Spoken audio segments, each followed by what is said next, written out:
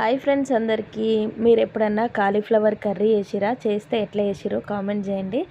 మరి ఈరోజు నా స్టైల్లో అయితే చూసేద్దాం. ఫస్ట్ అయితే కాలీఫ్లవర్ పువ్వుని మొత్తం నింపుకున్న తర్వాత వేడి నీళ్ళల్లో పెట్టి ఉప్పు పసుపు వేసి అయితే ఉడకబెట్టాలి. అది మంచిగా ఉడికిన తర్వాత ఒక గిన్నెలో ఆయిల్ పోసుకొని పచ్చిమిర్చి ఉల్లిగడ్డ వేసి కొంచెం మెంతికూర వేసిన నేను మంచిగా ఫ్రై చేసుకున్న తర్వాత ఇగో ముందే నానబెట్టుకున్న శనగపప్పు అయితే వేసుకోవాలి.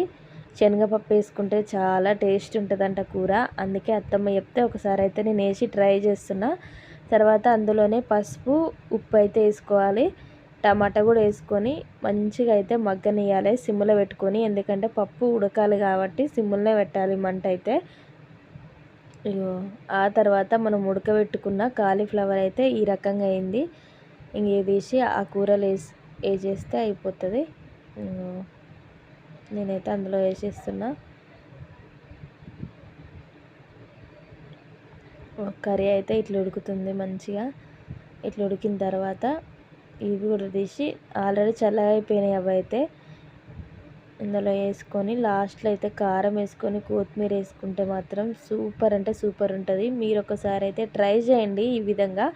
నేనైతే ఎప్పుడు తినకపోయేదాన్ని, ఈసారి అయితే తిన్నా. వీడియో నచ్చితే లైక్ చేయండి. బాయ్ మరి.